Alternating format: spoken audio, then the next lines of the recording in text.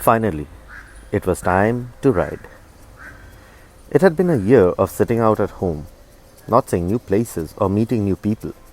Comfortable it was, but not comforting. I was held captive in the complacence of my own four walls. I had to change that. I had to break free. So one fine day, I picked up my motorbike and went on a ride to Haridwar and Rishikesh. In a couple of hours, the sultry heat of Delhi was replaced by the inviting and chilly winds of the hills. I was underprepared for the cold, but was enjoying it nonetheless. Cups of hot tea served on the roadside stalls were a savior. It was my time of freedom, my winds of change. These winds stopped blowing only at 1:30 a.m. at night when I reached the hotel at Haridwar. To my pleasant surprise, the hotel's manager was compassionate to say the least. He had arranged for hot dinner even at those wee hours. He also gave me additional blankets so that my cold body could be warm again. Needless to say, I slept like a baby, unaware of the world around me. Next day, I spent my time roaming around the streets of Haridwar and Rishikesh. I sat alone on the banks of the river Ganges and recalled my me time beside river Mekong. Both the rivers were sacred for the local people, but from my perspective, they were just rivers, flowing water whose sound calmed me.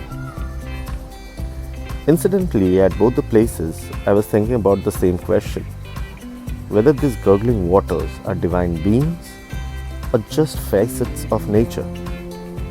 In fact, each time I concluded with the same answer, that it is part of Mother Nature, Mother, which is above all divinity. In the evening, the view of the Ganga Aarti and the colorfully lit bridges were a spectacle for sure. But I cherished the me time even more.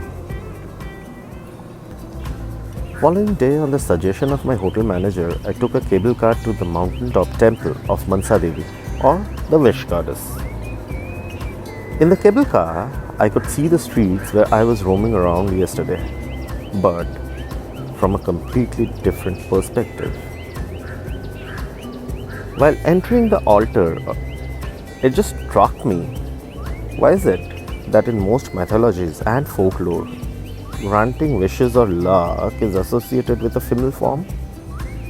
Be it Mansa Devi in India, or Goddess Fortuna of Greek mythology, or even the wish-granting fairies from the fairy tales. Everywhere, there are females being benevolent. Even if we observe in our daily lives, in general, females are more considerate than men. So are our mythologies related to our everyday life, or are everyday lives intertwined with mythologies? Till date, I keep thinking, are humans and the mythologies so different, or are they 90% same? Namodhyam eva satyam.